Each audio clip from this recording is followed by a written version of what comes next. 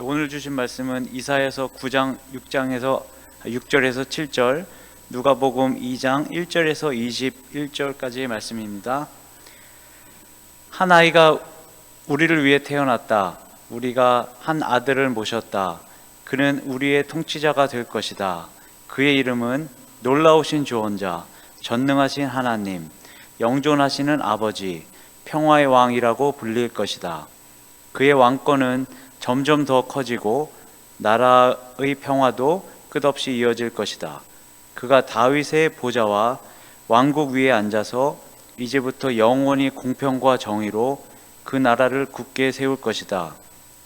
만군의 주님이 열심히 이것을 반드시 이룰 것이다. 아멘.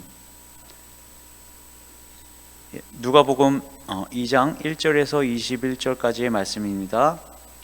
그때 아우구스트 황제가 칙령을 내려 온 세계가 호적 등록을 하게 되었는데, 이 첫 번째 호적 등록은 구레뇨가 시리아의 총독으로 있을 때 시행한 것이다. 모든 사람이 호적 등록을 하러 저마다 자기 고향으로 갔다. 요셉은 다윗 가문의 자손이므로 갈릴리의 나사렛 동네에서 유대에 있는 베들레헴이라는 다윗의 동네로 자기의 약혼자인 마리아와 함께 등록하러 올라갔다.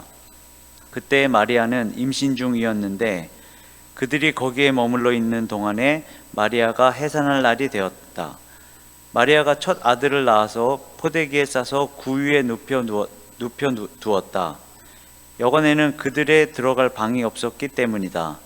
그 지역에서 목자들이 밤에 들에서 지내며 그들의 양떼를 지키고 있었다. 그런데 주님의 한 천사가 그들에게 나타나고 주님의 영광이 그들을 두루 비치니 그들은 몹시 두려워하였다. 천사가 그들에게 말하였다. 두려워하지 마시오. 나는 온 백성에게 큰 기쁨이 될 소식을 너희에게 전하여 줍니다. 오늘 다윗의 동네에서 너희에게 구주가 나섰으니 그는 곧 그리스도 주님이십니다. 그대들은 한 갓난아기가 포대기에 쌓여 구유에 누워있는 것을 볼 터인데 이것이 그들에게 주는 표징입니다. 갑자기 그 천사와 더불어 많은 하늘 군대가 나타나서 하나님을 찬양하여 말하였다. 더없이 높은 곳에서는 하나님께 영광이요, 땅에서는 주님께서 좋아하시는 사람들에게 평화로다. 천사들이 목자들에게서 떠나 하늘로 올라가신 뒤에 목자들이 서로 말하였다. 베들레헴으로 가서 주님께서 우리에게 알려주신 바 일어난 그 일을 봅시다. 그리고 그들은 급히 달려가서 마리아와 요셉과 구유에 누워있는 아이를 찾아냈다. 그들은 이것을 보고 나서 이 아이에 관하여 자기들이 들은 말을 사람들에게 알려주었다. 이것을 들은 사람들은 모두 목자들이 그들에게 전해준 말을 이상히 여겼다. 마리아는 이 모든 말을 고이 간직하고 마음속에 곰곰이 되새겼다. 목자들은 자기들의 듣고 본 모든 일이 자기들에게 일러주신 그대로임을 알고 돌아가면서 하나님께 영광을 돌리며 그를 찬미하였다. 여드레가 차서 아이에게 할례를 행할 때에 그 이름을 예수라고 하였다. 그것은 아기가 수태되기 전에 천사가 일러준 이름이다. 아멘. 지난 주일에 했던 말씀의 연속입니다. 지난 주일에는 두 임신한 여자들의 이야기를 했죠. 오늘은 그 다음에 벌어진 일들입니다. 우리가 믿는 그리스도교는 하나님을 믿는 종교입니다. 하나님이 계시다고 하나님을 믿는 종교입니다. 그래서 이게 유신론이라 그러죠. 유신론 종교다 이렇게 얘기하는데, 사실 기독교를 그렇게만 얘기하는 것은 부족해도 많이 부족한 겁니다. 기독교는 유신론 종교, 하나님이 계시다고 믿는 종교, 거기에 그치지 않습니다. 그리스도교는, 기독교는 그냥 하나님을 믿는 종교가 아니라 하나님이 사람이 되셨다고 믿는 종교입니다. 그냥 하나님이 저기 어딘가 계시다, 그 하나님이 세상을 다 주관하시고 돌보시고 그러신다, 그렇게 믿는데 그치지 않고 그 하나님이, 사람들이 말하는 그 하나님이, 그 신이 사람이 되셨다라고 믿는 거예요. 그 어려운 말로 인카네이션이라고 얘기하는데 멋있으라고 붙인 이름이죠. 하나님이 사람이 되셨다. 이게 그리스도교 신앙의 가장 중요한 점입니다. 하나님은 그냥 사람들이 생각하는 것처럼 전지전능하시고, 그러니까 모르는 것이 없고 못하는 것이 없는 전지전능하시고 무소부재하시고 아니 계신 곳이 없는 그런 분이시다. 그런 어떤 절대자다. 절대자고 완벽한 분이다. 완전한 분이다. 이렇게 믿는 게 아니에요. 그리스도교의 하나님은 그런 존재가 아니라, 그런 존재도 아니고, 성서가 말하는 하나님은 그런 분이 아닙니다. 성서가 말하는 하나님은 사람이 되신 하나님이에요. 우린 그걸 믿는 겁니다. 사람이 되셨다. 신이 그냥 가만히 안 계시고 사람이 되셨다는 거예요. 그래서 우리 가운데 거하신다라고 요한복음 1장이 얘기하고 있는 겁니다. 하나님을 인간이 상상할 수 있는 가장 완전한 존재고 가장 완벽한 존재로 믿는 종교가 그리스도교가 아닙니다. 하나님이 사람이 되심으로써 자기 자신을 제한하고 제약했다고 믿는 거예요. 하나님이 개념적으로 완벽한 분일 수는 있지만 그리스도교의 가르침은, 우리의 신앙 고백은 신이 그런 분이 아니라, 어떤 분인지는 모르겠는데 우리가 믿는 신은 그런 개념상의 신이 아니라 사람이 되심으로써 사람들과의 관계 안으로 들어오셨고, 그 관계를 유지하기 위해서 자기 자신을 제한한다는 거예요. 인간관계도 사람이 관계를 맺으면 제한하게 돼 있죠. 친구가 되면 친구로서 지켜야 하는 게 있는 겁니다. 가족이면 가족으로서 지켜야 하는 게 있고, 관계를 맺어, 일단 어떤 관계든지 상업적 관계든지 뭐든지 관계를 맺으면 거기에 따라서 자신을 제한하는 게 있는 거예요. 마음대로 할 수 없는 겁니다.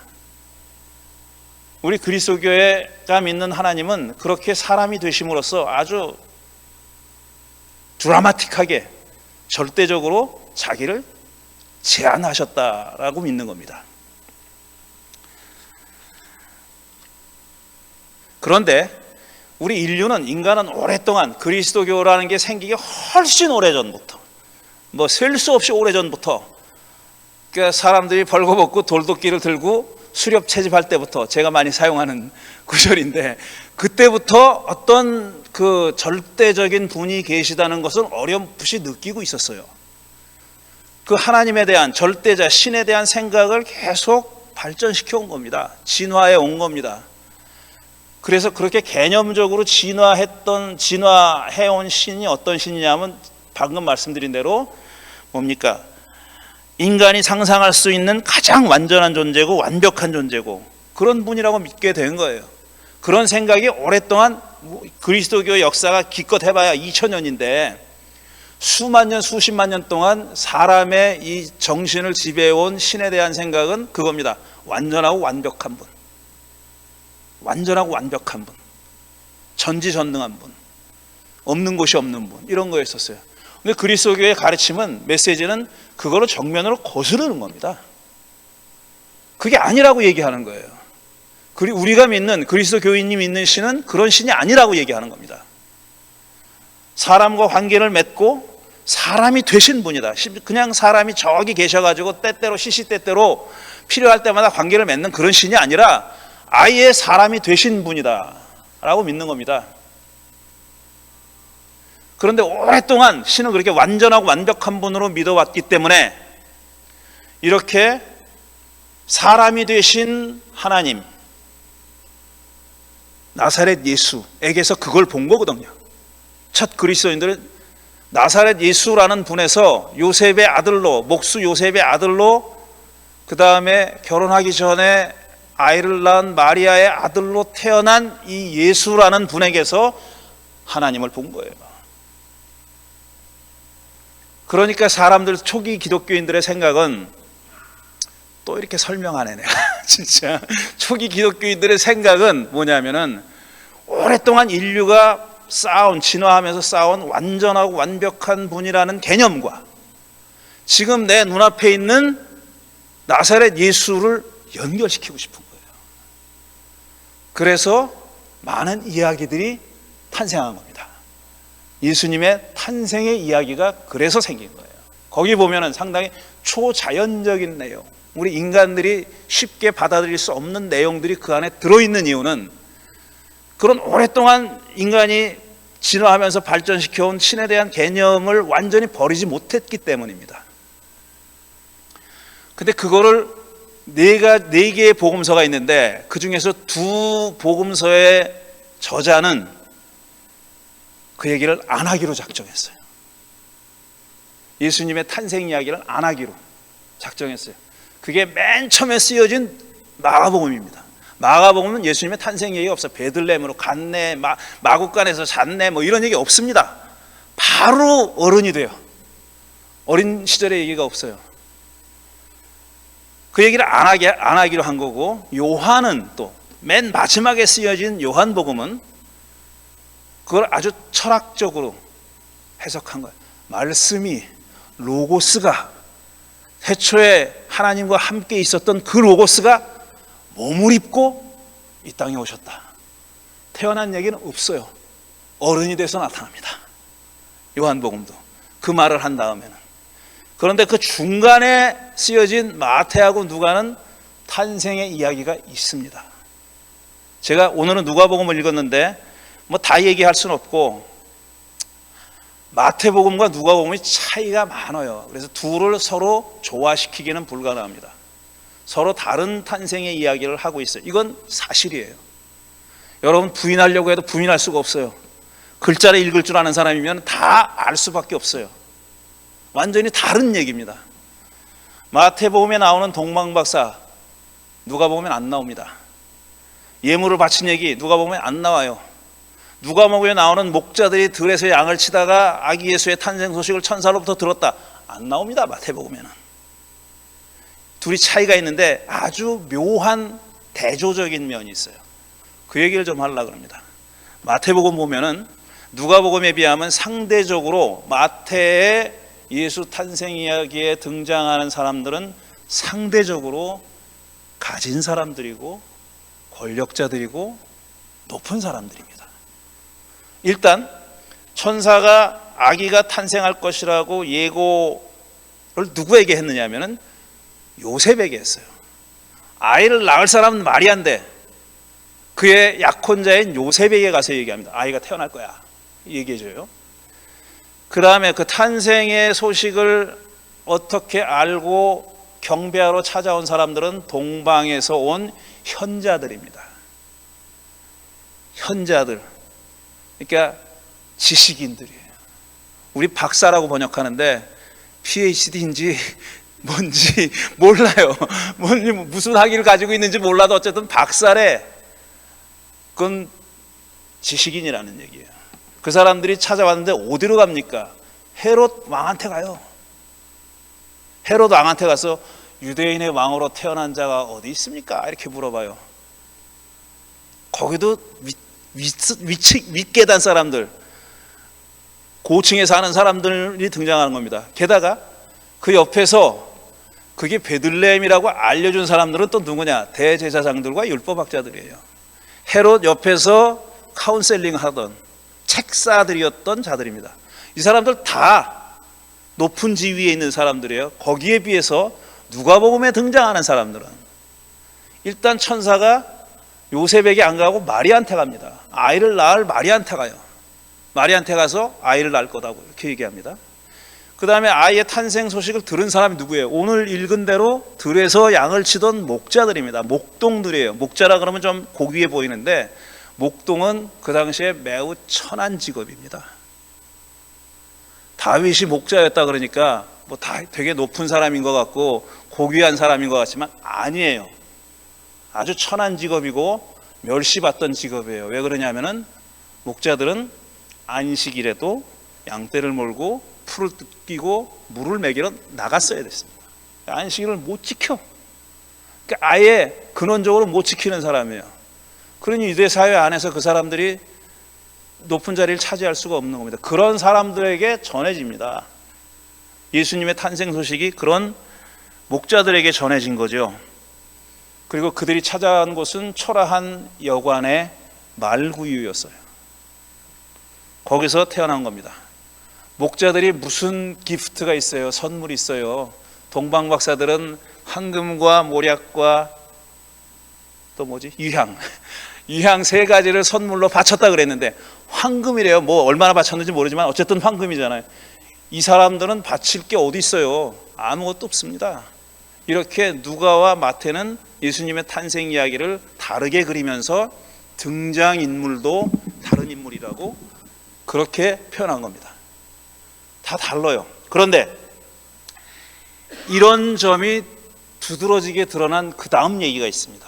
오늘 읽지 않은 얘기인데 예수님이 태어났어요. 이제 예물을 드리려 부모들이 성전으로 데리고 갑니다. 성전으로 데리고 갔는데 거기서 2사람을 만나요. 누구냐? 시므온이라는 사람이랑 여선지자, 여자 예언자인 안나라는 사람이 성전에서 기도하고 묵상하고 그러고 있었던 거예요. 구세주가 탄생하기를 기다리는 그런 사람입니다. 딱 이 부모가 아기 예수를 안고 올라갔더니 시므온이 먼저 그를 딱 알아본 겁니다. 저 아기가 누군지 알아보고 기도 많이 하고 이 깊은 사람들은 그렇게 알아보는 모양이에요. 그렇게 알아보고 뭐라고 얘기하냐면은 주님께 기도하는 겁니다. 주님, 이제 주님께서는 주님의 말씀을 따라 이 종을 세상에서 평안히 떠나가게 해주십니다. 이제는 볼 거 봤으니까, 자기가 그렇게 간절히 기다리는 그 구세주를 봤으니까 이제는 나를 놓아주실 때가 됐다고, 내가 하나님 품에 갈 때가 됐다고, 죽을 때가 됐다고 얘기하는 거예요. 내 눈이 주님의 구원을 보았습니다. 주님께서 이것을 모든 백성 앞에 마련하셨으니 이는 이방인들에게는 계시하는 빛이요 주님의 백성 이스라엘에게는 영광입니다. 이렇게 찬송을 부르고 아마 얼마 안 지나서 죽었겠죠. 이 사람 그렇게 기다리는 것, 이 경험을 하기 위해서 이 사람은 죽지 않고 기다린 거예요. 죽지 못하고 기다렸던 사람인 겁니다. 마지막으로 그런 경험을 한 거고, 이건 구원의 메시지, 구원의 내용이 담겨있는 찬송을 부른 거죠. 그 다음에 기다렸던 사람이 누구냐? 여예언자 안나입니다. 여자입니다. 이 사람은 여자인데 이 여자는 또 뭐라고 얘기를 하냐면, 보십시오, 이건 마리아에게 하는 얘기예요. 부모에게 하는 얘기입니다. 시몬은 하나님께 드리는 찬송이었지만 이 안나가 한 얘기는 부모에게, 특히 마리아에게 하는 얘기입니다. 보십시오, 이야기는 이스라엘 가운데 많은 사람을 넘어지게도 하고 일어서게도 하려고 세우심을 받았으며, 지금 이 아기는 나중에 구세주라고 고백을 하게 될, 사람들이 그렇게 고백을 하게 될 이 아기는 어떤 사람이냐면 많은 사람들을 넘어지게도 하고 일어서게도 한다 그랬어요. 넘어진다는 것은 부정적인 의미일 거고 일어서게 한다는 것은 긍정적인 의미일 거죠. 그렇게 하려고 세우심을 받았으며 비방받는 표징이 되게 하려고 세우심을 받았습니다. 한마디로 욕먹을 거다, 그 소리예요. 비난받고 손가락질 당하고 욕먹을 거다. 이 아기가, 자기도 이 아기가 구세주일 것을 믿지만 이 아기는 이렇게 손가락질 당하고 비난받고 욕먹을 거다, 이렇게 얘기합니다. 그리고 칼이 당신의 마음을, 당신은 마리아입니다, 당신의 마음을 찌를 것입니다. 그리하여 많은 사람의 마음속 생각들이 드러나게 될 것입니다 그랬어요. 이 아기가 어머니를 얼마나 아프게 할 건지를 얘기하면서 그 칼이 어머니의 가슴을 찌르고 아프게 하는 그 칼이 많은 사람들의 속에 품고 있는 생각을 드러낼 거라고, 그 칼로 드러낼 거라고 이렇게 얘기한 겁니다. 이런 아기예요. 이 둘을 보면은 시몬이 노래한 것은 환희, 기쁨, 구원, 밝은 빛이죠. 그런데 이 안나가 한 말은, 안나가 마리아에게 한 말은 아픔의 메시지입니다. 고통의 메시지예요. 우리가 이제 나이가 너무 먹어가지고 어린아이처럼 하미같이 어렸을 때는 성탄절이 그냥 좋았죠. 선물 줘, 뭐 가서 노래도 해, 선극도 해, 좋았죠. 근데 이제는 그럴 때는 아닌 겁니다. 구세주의 탄생 소식이 누군가에게는 뼈아픈 소식이 되는, 살을 애는 듯한 아픔이 되는 거예요. 또 어떤 사람에게는, 특히 세상 모든 사람들에게 기쁜 소식이 돼야 할 그 소식은 그 세상의 한 구석에서 그 일 때문에 고통당하는 사람이 있는 겁니다. 그러나 그 고통은, 마리아가 겪은 고통은 산고죠. 산고. 예수를 낳을 때의 고통이자 구세주가 세상에서 구원의 사역을 벌리면서 받을 손가락질과 비난과 그것 때문에 그 부모가, 엄마가 당해야 할 고통입니다. 누군가는 이런 고통을 당해야 되는 겁니다. 세상에 공짜는 없어요. 마지막으로, 자, 동방박사가 와서, 마태복음에 따르면 동방박사가 예물을 바치고 돌아갔어요. 천사가 알려줬습니다. 너 헤롯한테 가지 마. 그래가지고 다른 길로 돌아서 자기 고향으로 갔습니다. 그러니까 헤롯이 기다렸죠. 동방박사가 그 유대인의 왕으로 태어날 리가 어디서 태어날 건지 알려주겠다 그랬는데 기다렸어요. 근데 안 오는 거예요. 박사들이 안 오는 거예요. 그래서 이놈들이 도망갔네 생각하고 너무너무 처참한 일을 벌이죠. 어딘지 모르니까, 그 인근에 언제 태어났는지 모르니까 그때서부터 몇 살 사이에 태어난 애들 모조리 죽이는 그런 짓을 저지릅니다. 계엄령을 내린 거예요. 계엄령을 내린 거예요. 2024년에는 하지 못했지만 이제는 했어요. 계엄령을 내려서 죽였습니다. 저도 그렇고 어떤 성서학자도 이 일이 역사적인 사실이라고 생각하지 않습니다. 그런 일이 벌어지지 않았다고, 그 어떤 기록도 없어요. 헤롯이, 이 헤롯 안티파스인데 헤롯이 누가 태어난 그 인근의 사람들을, 인근의 그 몇 살에서 몇 살 사이 애들을 다 죽였다라는 기록이 없어요. 물론 그런 일을 기록에 남길 바보 같은 권력자는 없겠지만 어쨌든 그 어느 데도 기록이 없어요. 그러니까 생각하기에 이거는 뭔가를 전하려고 하는 메시지가 담긴 얘기다 이렇게 생각하죠. 근데 그 얘기를 전한 마태는 왜 전했겠느냐 하는 겁니다. 왜 전했겠느냐.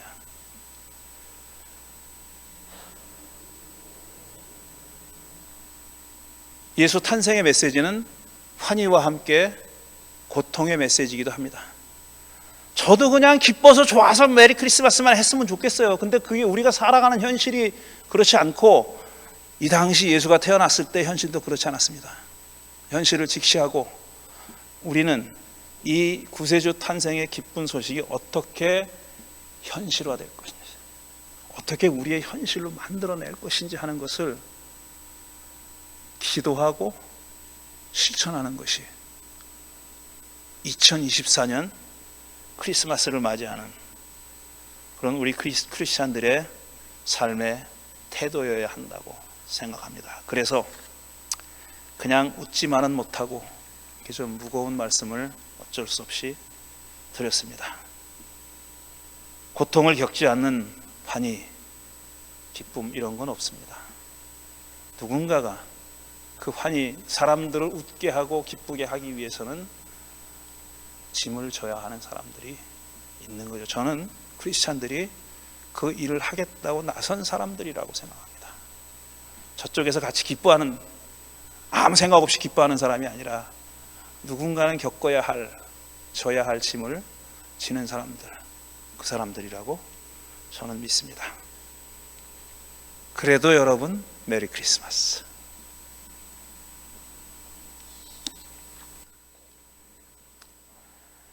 예수 탄생의 기쁜 소식을 생각하며 잠시 묵상하는 시간 갖겠습니다.